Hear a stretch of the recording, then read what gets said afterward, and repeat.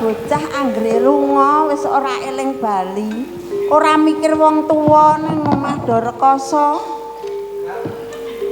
Mbok pira boro ngewangi bapakne ning sawah. Bapakne ya ngono wae.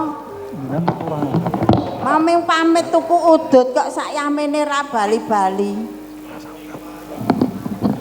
Apa warunge tutup pindah warung pira to ya? Ora bapakne ora anake padha. Mbokne ming kon rekoso ning omah. Mi. Oh, wis mulai to Pakne? Lek grenang-greneng. Lek tuku udut mau nang endi to Pakmu? Ayo nek dol kono. Kok suwe Kono bakune apik-apik, Ce. Ha iya.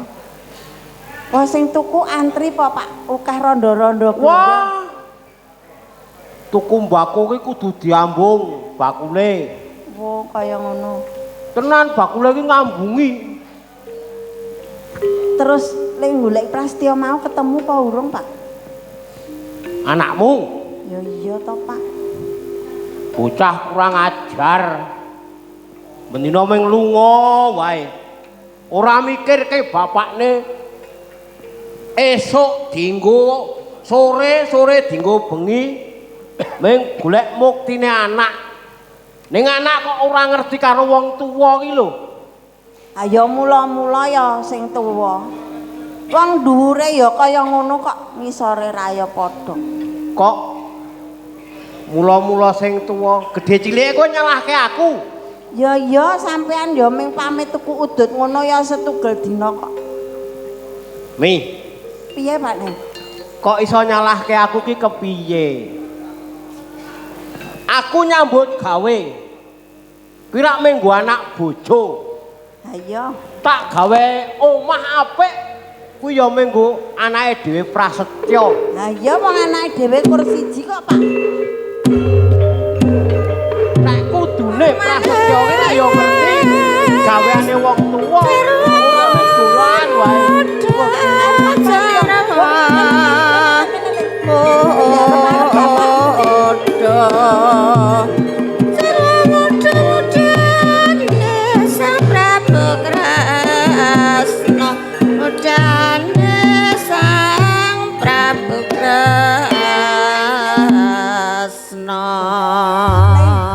Kowe nang endi wae to Le? Bapakmu le ngarep-arep nganti kapan lho Le? Arep-arep kok kene ana wong mulih kok. Berenggut karo mencelek. Ya kaya ngono kuwi bapakmu Le. Pakne. Pak, Apa? kae lho anakmu wis bali, mau ngarep-arep saiki san teko kowe malah mbokongi kaya ngono. Ya ora kaya ngono to, Pak. Bali yo ben. Takoni. Ra bali yo ora apa-apa. Sing sabar ya Le. Bapakmu ki kaya ngono kuwi, nek agi kagol kaya ngono kuwi. Ayo kaya ngono kuwi Mi. Nek anak kuwi tok leliting kecilik, gedene kurang ajar karo wong tuwa, wani karo wong tuwa. Mula nek ndek anak ki kecilik aja digawe disubya-subya. Apa penjaluke dituruti nek gedhe ora iso prihatin, ya kaya Prasetyo iki. Jen sing mbok kok seneng karo bapak ki lara-larae kepiye to, Mbok? Ayo karang kaya kuwi Le.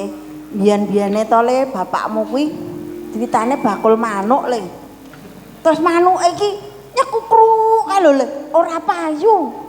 Oh, jaman sing mbok bakul apem kae. Heeh. Lah dilalah apemku ya ijeh. Terus tak nggo makani manuke bapakmu. Lah kok teges manuke bapakmu ki. Kaya ngono kuwi lho. Ampun manuk kaya ngono kok ya kaya kurang manuk sing apik ra ya. Aku ki ya getun Le. Ning ya piye meneh wis ana kowe arep getun kepiye. Arep tak guwang ya semoh wong do nemu to Le. Kula ki jane pikiran kula ki putek.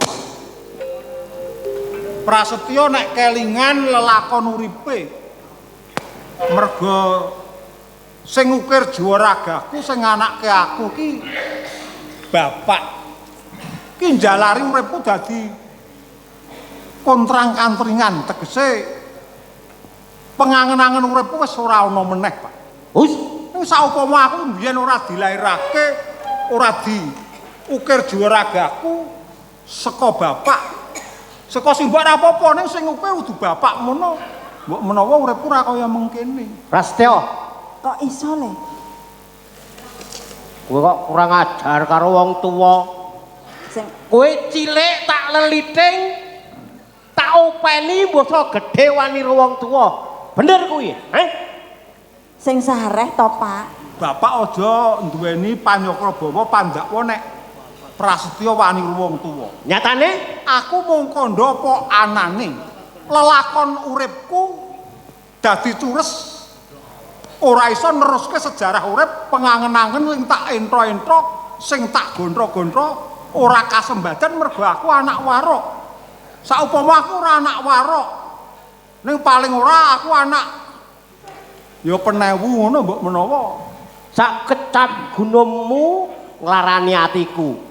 Nek kowe dilairke karo saka simbokmu ora apa-apa. Nek saka bapak njun ora apik, wine bapak iki paling apik jare tekono mbokmu. Kok nek anak warok getun ki piye le larae le? Ya aku tak cerita lelakonku ya, Mbok. Yo. Bapak aja nesu dhisik. Aku matur karo bapak mergo aku anak warok dadi uripku cilaka ki ya mergo mentas bae ana sambung rapete perkara lelakonku, Pak. Banjur lelakonmu ku ya apa? Dimirengke sik, Pak. Aku kira wis gedhe to, Pak. Lah iya, wong wis brengosen kok ya. Ya tegese nek aku Nek cilik nek isih dimiki mbokmu, aku ra komanan. Lah iya mbiyen jaman aku seneng mik ya mesti tak rusuhi. Iya, Bapak. Lah terus aku rak sambung tresna karo bocah wadon. Lah wis sak mestine Prasetyo nek kowe wis akhir dewasa kuwi sambung karo wanita kuwi wis sak trep. Lah iya, Pak. Ning dilalae bejahku, Pak. Bocah wadon sing tresna karo aku, sing seneng karo aku, uga aku seneng ki ya putra bupati, Pak. Oh. Prasetyo, Putra Bupati le. Lah iya. Kok wani-wani lho le? Lah ya kuwi, Mbok. Nalika semono aku ki ya wis kapinujon Kanjeng Bupati Nata Sudejo karo putrane padha lelangen nitibawat ana ing wewengkon Kadipaten Mojoagung. Lah banjur nalika semono aku bisa sak pejagong karo Den Ajeng Sekarniti. Den Ajeng Sekarniti jenenge. Walah, jenenge wae apik tenan lho le. Iya, aku Pak bisa Ne. sak bejagong jalan. Terus kepiye Pak Ne iki? Den Ajeng Sekarniti iki saben-saben nimbali aku supaya sowan nang keputre nang taman. Prasetyo, Lho, Pak. nek kena tak prenggake becik utawa kena tak kandhani, cabarno. Cabarno nggih.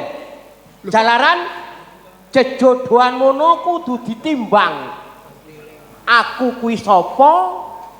Calon bojoku kuwi sapa? Kudu dipikir sak tenane. Kuwi wis, Pak, wis tak timbang. Wis tak gelar, tak gulung, wis tak petung kanthi memet tinemu ning petung. Aku wis kebacut tresna, Den Ajeng ya tresna. Mula bener ngendikane bapak, ora timbang wong nyatane aku kurang bejane aku mau kadenangan. Mergo aku apes Kanjeng Bupati Nata Sudirjo priksa. Ayo wis sambungan. sak mestine Prasetyo.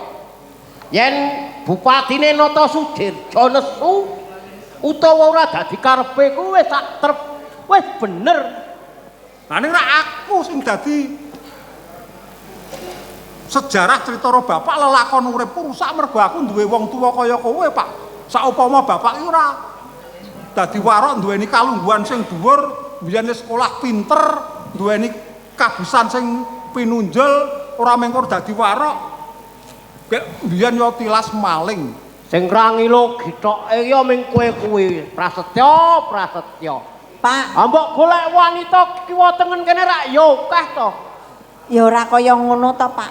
Saiki ngene, Pak. Ya, waleh-waleh apa to, Pak? Ana unen-unen anak polah bobo pradah ngono kae to, Pak. Mi, Piye, Pak? Iki simbok iki sing duweni penemu sing dhuwur sing luhur. Sing jenengane wong tuwa wis dadi jamak lumrahe. Ana tetembungan anak polah bapa pradah.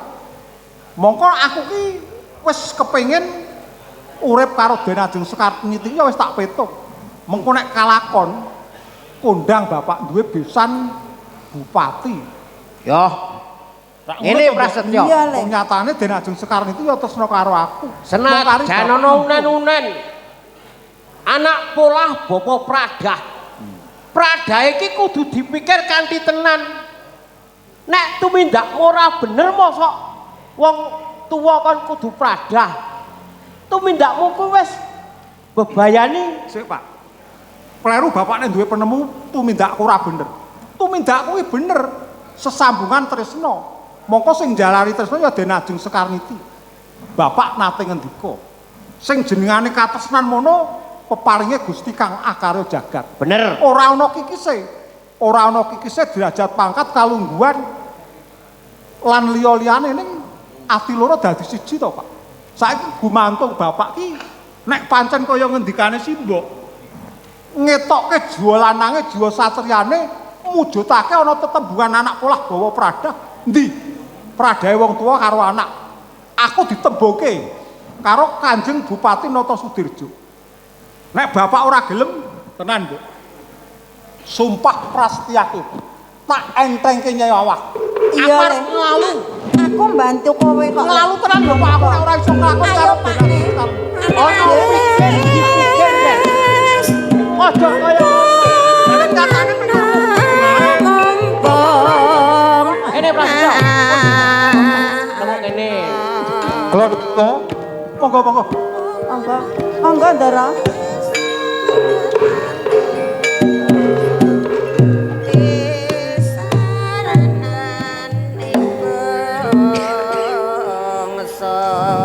Punten dalem sewu menawi mboten klentu menika rak nak Mas Lontang putranipun dipatine Madiun. Nggih. Estu kula menika Pangeran Lontang. Saking Kadipaten Madiun. Menapa siwa menika pangling dhateng kula no? Lah nggih. Sak mestenipun menawi kula menika pangling jalaran kala rumiyin panjenengan tesih timur. Ngaturi kasugengang nak Mas Lontang. Nggih. Panjenengan kersa sowan wonten kersa wonten kelompok kula. Nggih. Oleh pangestumu. Kanthi lakuku wiwit ing Kadipaten Madiun tekan ing Jogaragan oleh pangestu Siwa Warok kanthi keselamatan lan kabeh sedaya keluarga kene semono Gus Warok ya padha becik. Nggih. Pangestunipun nak Mas Lontang sedaya keluarga kula tansah ayom tentrem. Lah iki rak Iki Prasetyo. Ngaturke Atri sugeng rawuhipun Den Mas. Iya sih, Mbok. Pangestune panjenengan kanthi kawidadan lakuku. Injih.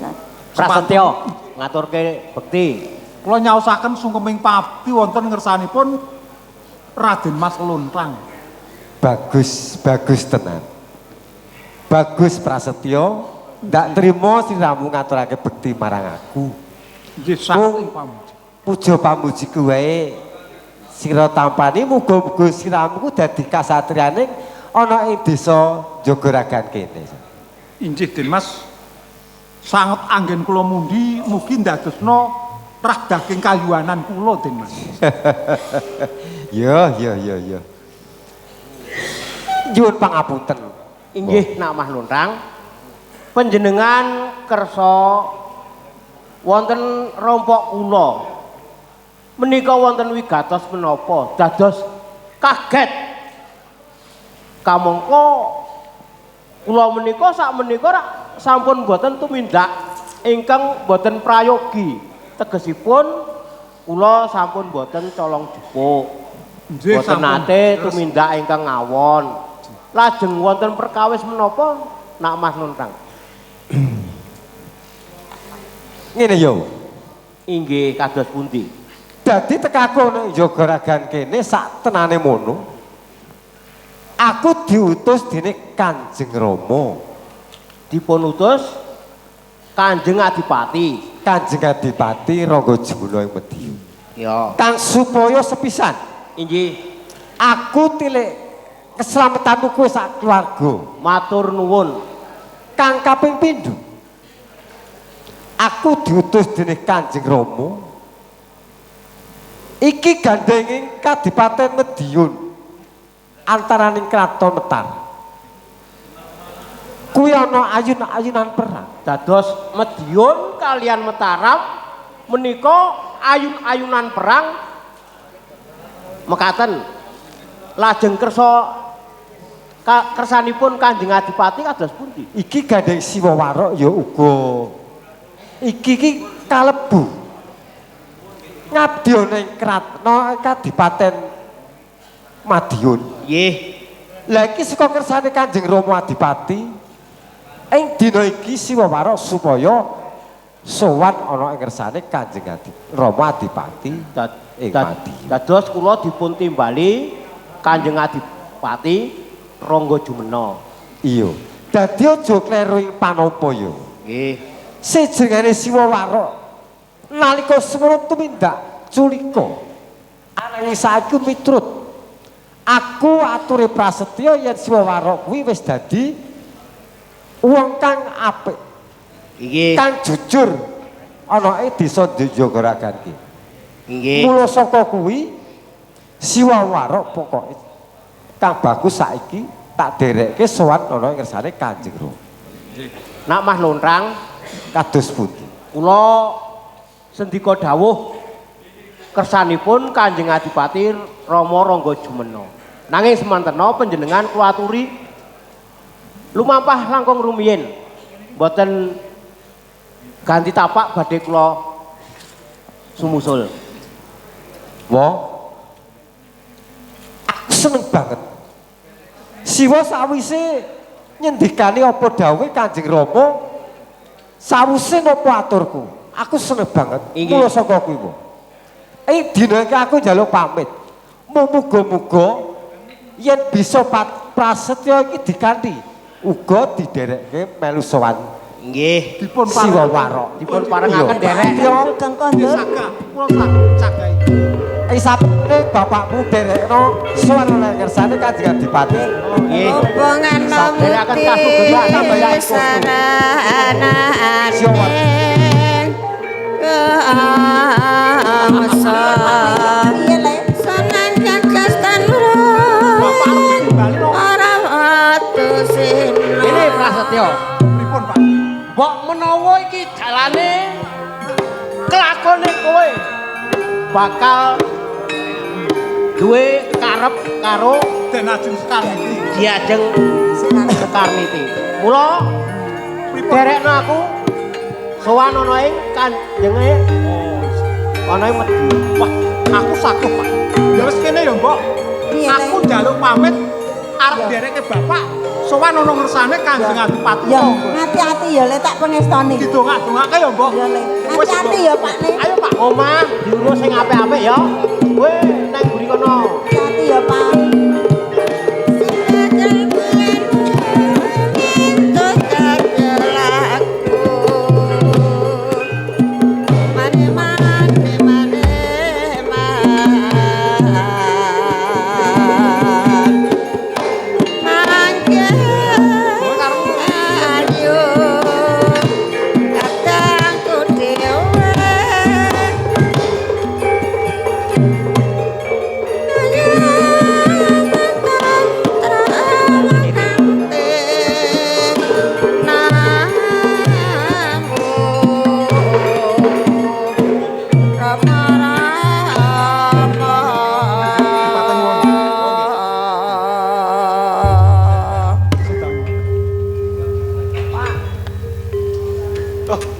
Seruni.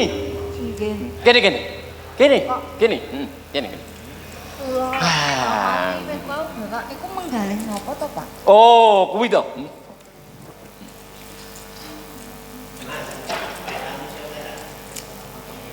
Iya. Lungguhmu rada nyaket karo bapak. Nggih Pak, niki nggih pun caket oh Pak. Sak mongso-mongso bapak kuwi ngendika, kowe ben cetha. Ye, anggonmu gawe wedang wis rampung. Walah Pak, kula ngantos kesupen. Piye? Kula pendhetke nggih Pak. Oh ya. Sekedap.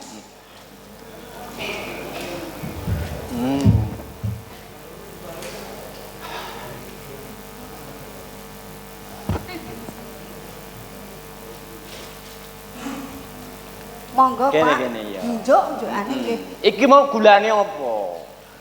Lah Bapak rak nek njuk teh niku rak gendise nggih gendis batu to Pak. Wah iya, cocok. Jalarane gula pasir iki aku watuk. Coba tak ombene.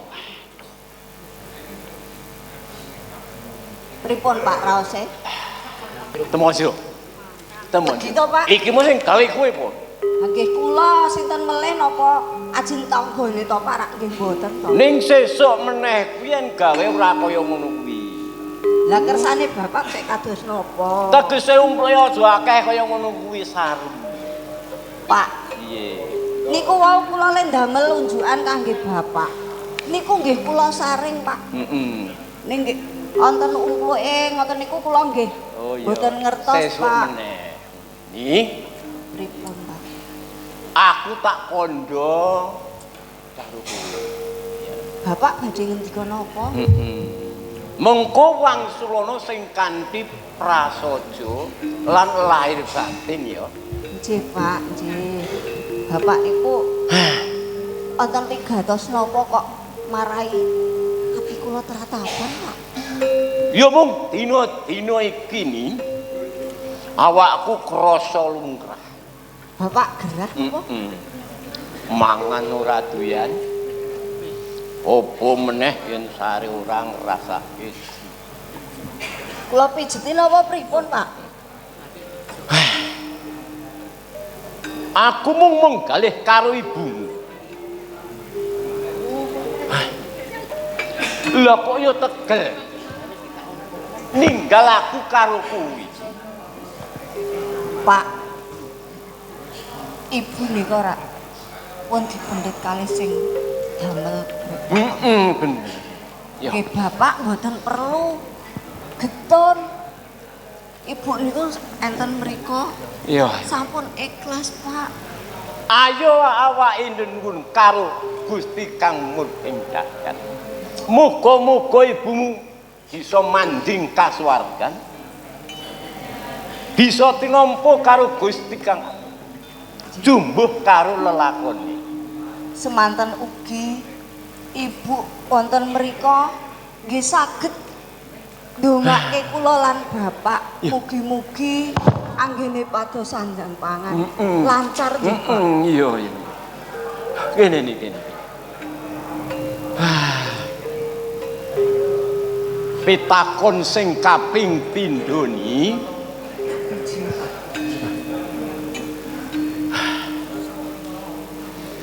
apa kowe isih tresna tenan karo aku to? Tegese anggonmu leladi.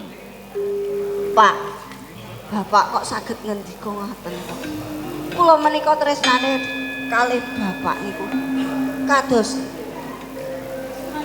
lare kalih yang sepuh to Pak. Ayo. Kula mboten tida-tida anggene kula ngladosi unjukan, daharan. Ya. Kalih Bapak menika nggih kesel, kula nggih mijeti to Pak. Sing tak jaluk saumpama aku sariyo bisa metakake bantalang guling.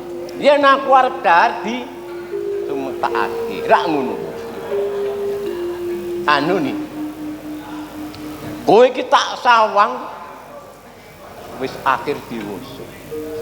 Kira-kira wis ana priya sing arep mengku apa? Janipun nggih sampun wonten Pak priya ingkang badhe caket kalih kula. Ya.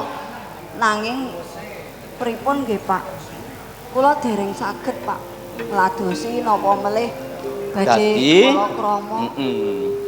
Wis ana priya sing arep mengku. Nggih. Sapa jenenge bapak ni wong bapakne sapa jenenge? Yut wong ngendi? Alah mong nggih. Kiwa tengen kene apa? Inggih, Pak. Apa anake Kertawangsa lenggek-lenggek kaya apa?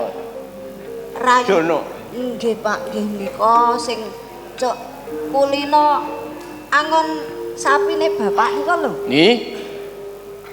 Yen kowe manut bapak aja.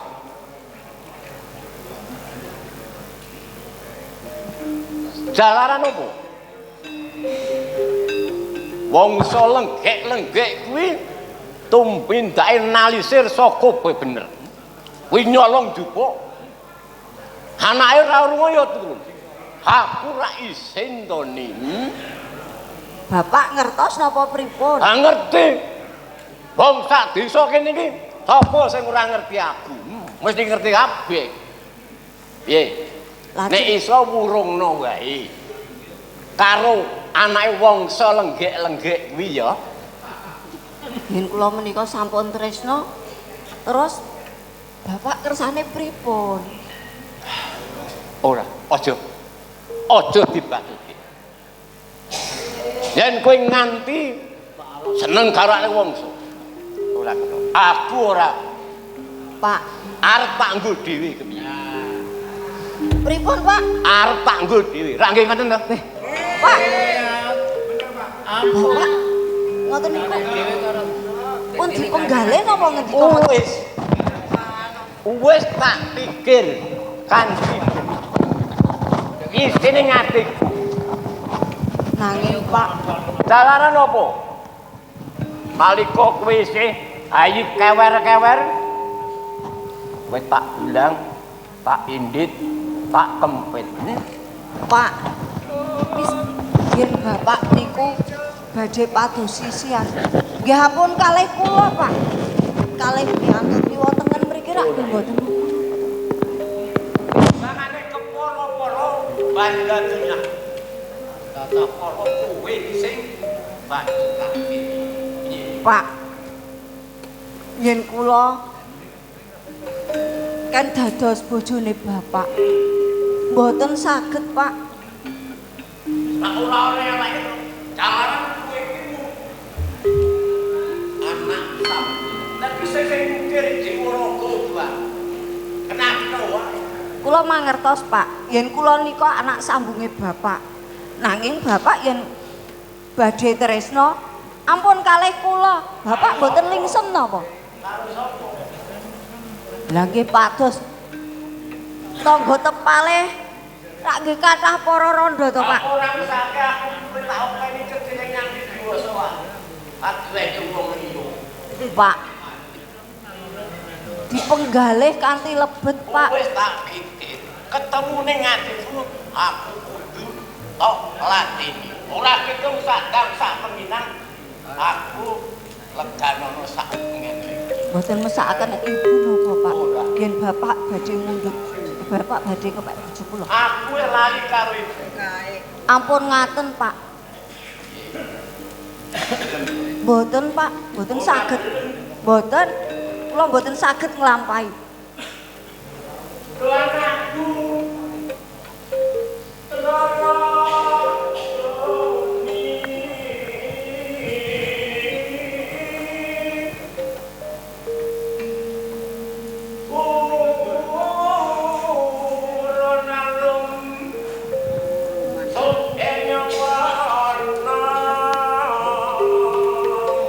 Ampun ngeten iki to, Pak. Sampun to.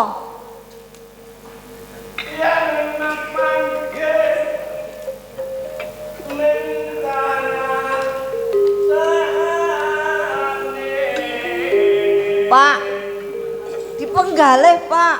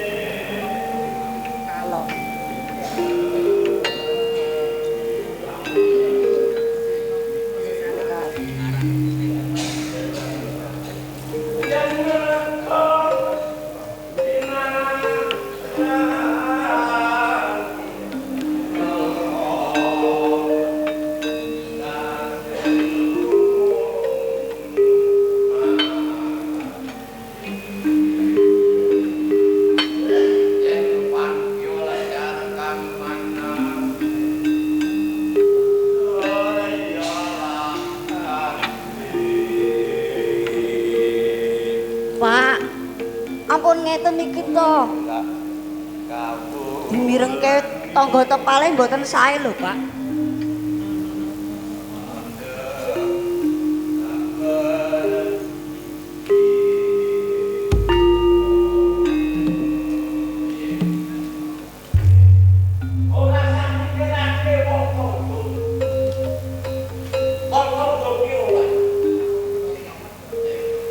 Nanging kula isin, Pak.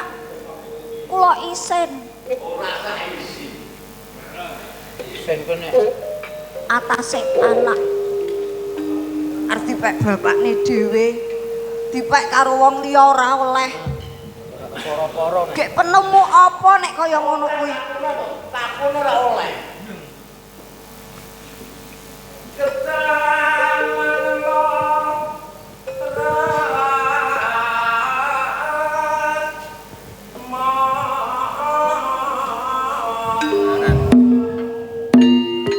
Sing kekongasane manasing putri sanewati kayane lumpuh.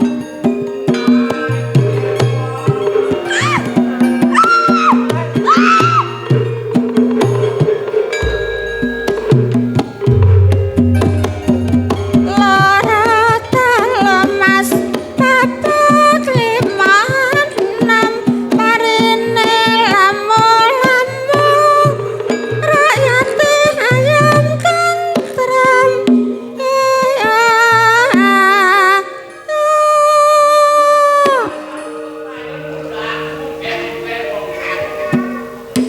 Gene ya wis ngrumangsani nek menggeh-menggeh. Kenapa isih ngoyak wae?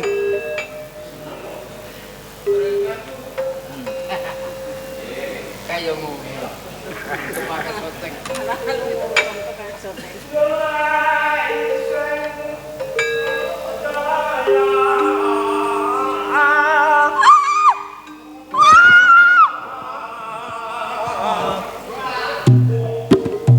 suara suleng kumandang suarane nyatane belingulan apa satyane kelakon.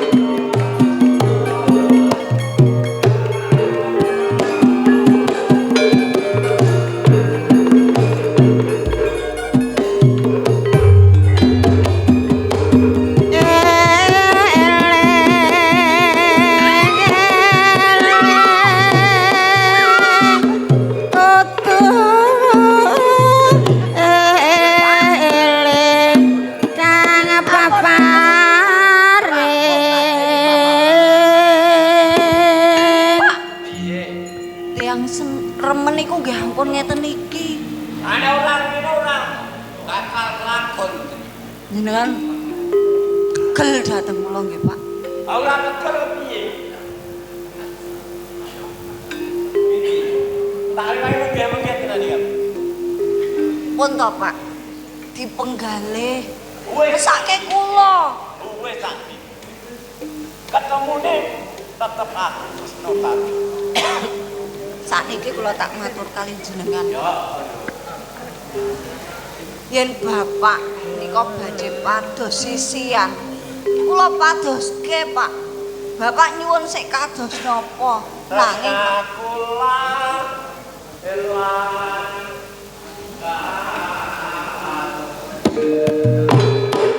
Kandas luas mas kandas luas kandas luas mas suryane ayo ayo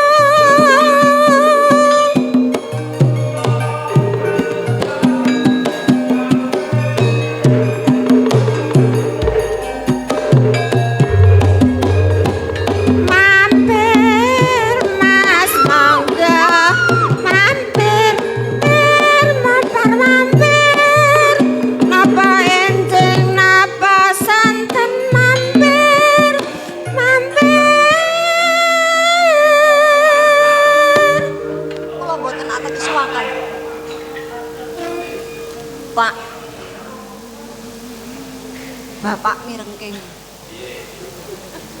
kula ketimbang dados bojone bapak. Kula terima kesah saking mriki.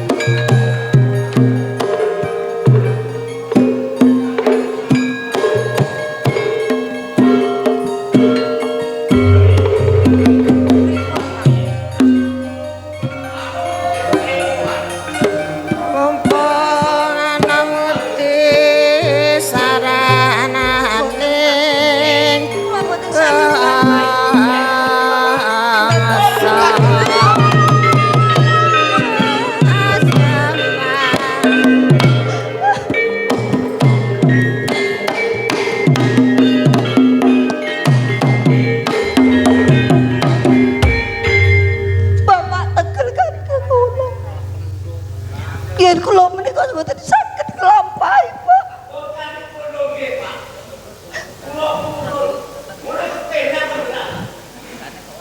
Pak, Bapak penggalih, Pak. Yen kula menika lare panjenengan. Nanging tumindake Bapak lepat. Ampun ngaten menika. Boten.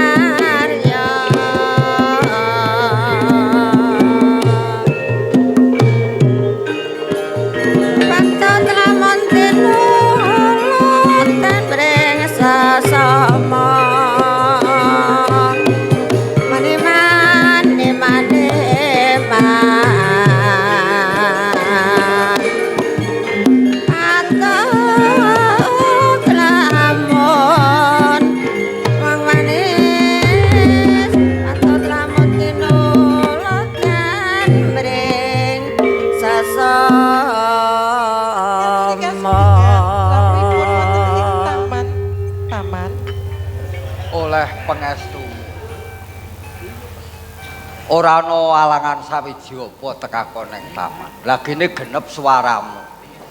Lehmu matur ya alus. Andek pun ana ing Pendopo Agung kok ya mirang-mirangke aku ki kepiye to. Rekna gedumel. Lajeng menika mancinipun sampun sulaking dalu. Paman rawuh wonten ing Taman Keputren menika kagungan wigati menapa Paman?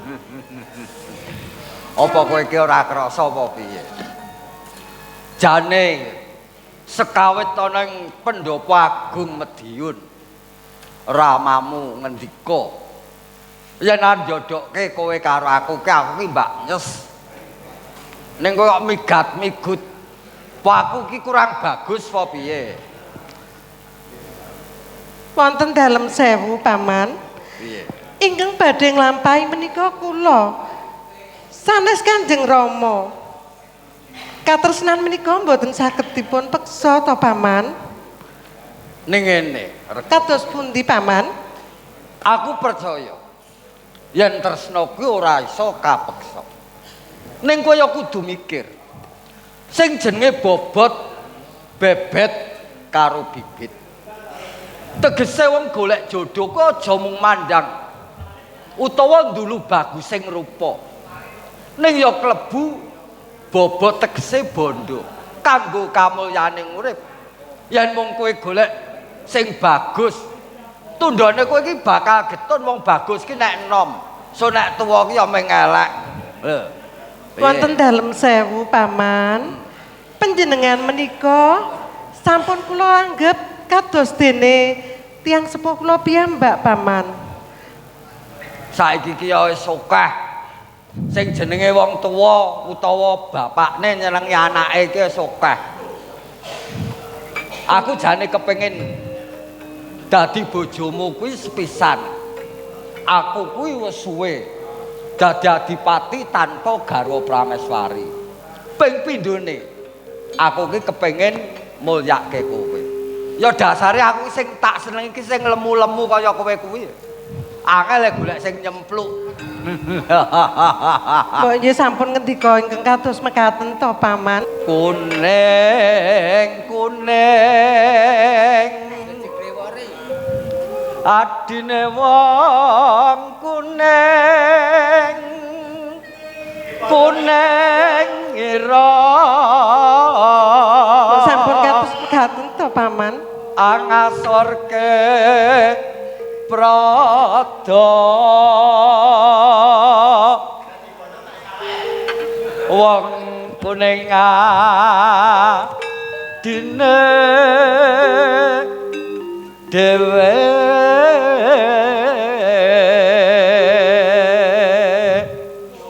lelo paman sampun kados mekaten paman sareonang pangkon mami kula aturi emo to paman kula menika sinten nek nom dhuwurmu manuk Udawa abang netrane pon kene to mbok nggih sampun kados mekaten gek yo ngopo nek dadak ngene-ngene iki nyucuk mata kula aturi emo to paman panjenengan pancucuk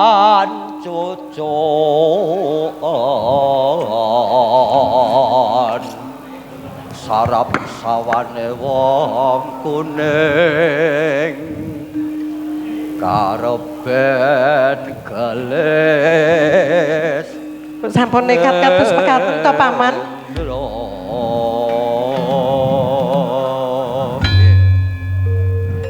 wong manut ki kepenak ngene to sedhela wae ngene penak menika menawi sami tresnanipun Ratna Dumi lah ta tresna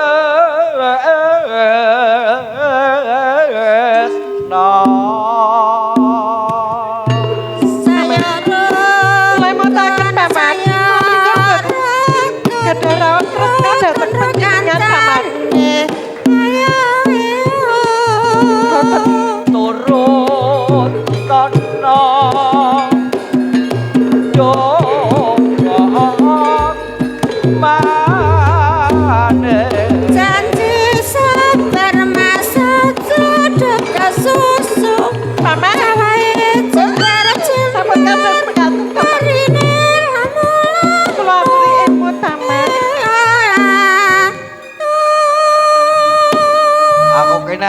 kowe mawon. suwe gemreget. Kula menika mboten gadah raos tresna dhateng panjenengan, Paman. Kowe iki mung durung ngerti rasane. Wong kowe iki wis gedhe. Wis wayahe ngedu. Kene to. Sedhela wae. Mboten. Aja tanasa hala le Suara selendang kumandang suara Mekaten, Paman. Lecet ledek kula Jawa Lelebat seneng prasaja manut tomreng awak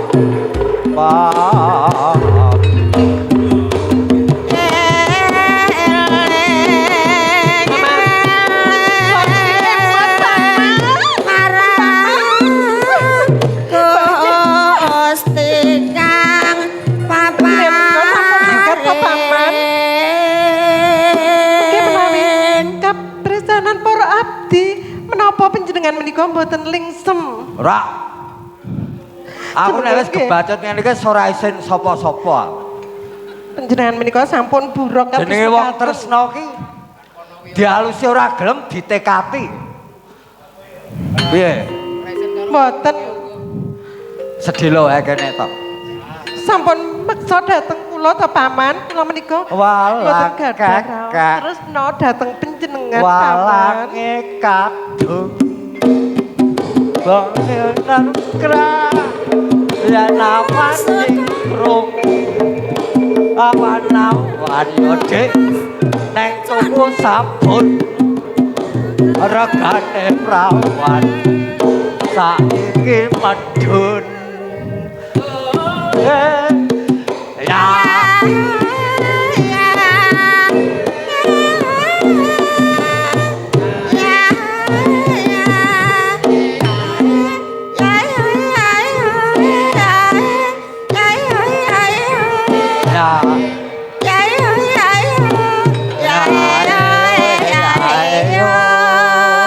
Kula waspadakaken malah njenengan nika wangun menawi dados palang kekek. mergane aku kuru kaya gerah ngono mesti. Lah nggih to. Kowe iki ora usah ngunekke aku kaya gerah. Gerah kae sing baku rak tandange. Apa dianggep cilik ngene terus ora kuat nenagani wong gedhe kok. Kene ya wis kraos dhewe. Nggih syukur ngoten nek panjenengan menika sampun kraos.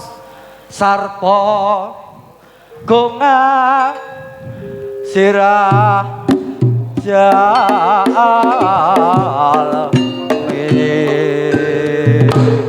saya rukun mas saya rukun saya rukun Paman.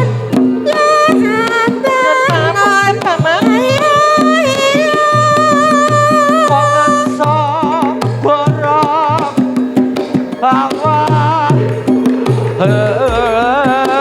ngeson lara telu mas kapet liman rampar lampu rayate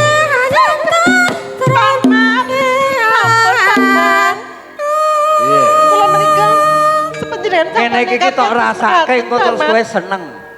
Kula menika mboten gadah raos tresna dhateng panjenengan Paman. Kesempatan iki ya nek ngene iki. Panjenengan menika saged kemawon. Mboten Kene Paman. to. Klapa muda sao apa suara selendang mandang suarane jeneng kalikaku lane aja lali agamane salat lima waktu Dedakan rasane paman. Kula aturi paman. Tegane ya Mas tampil gede. Rajane ya Mas sing lagi gandeng nanging boya. Wong manut ki piye ta abote to? Wong dikepenake kok. Manut menika menawi kula menika Ora tresna lara, dhateng kene ya. panjenengan. Wis kene. Nanging kula menika mboten gadahi raos tresna dhateng panjenengan paman. Wes mano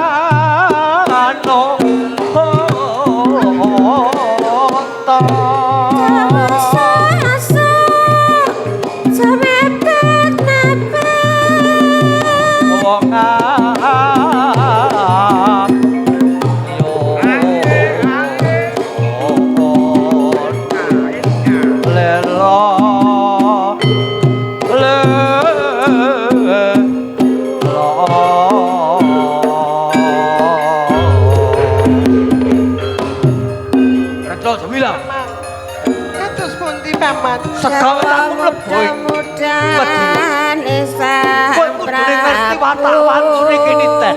Kowe kudu wong wadon. Aku teh sepiro ngladeni aku.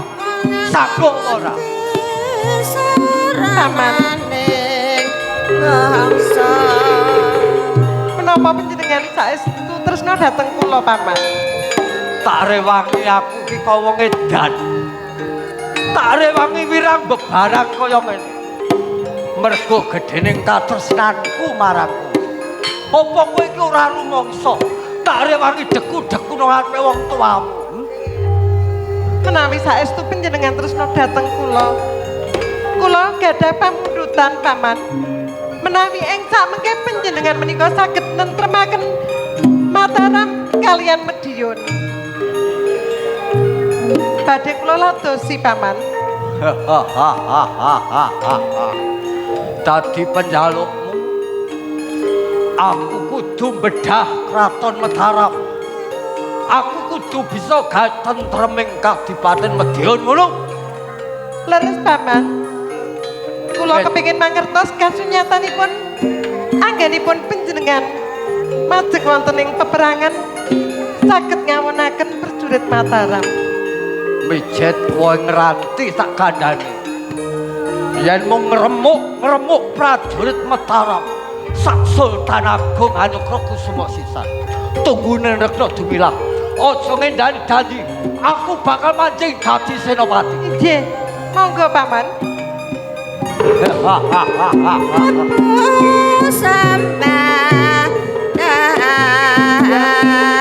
Monggo-monggo paman ronggo kenitan anggone maju peperangan kalah supaya sabar anggone bakal pundhut garwa marang aku. Ya, bakal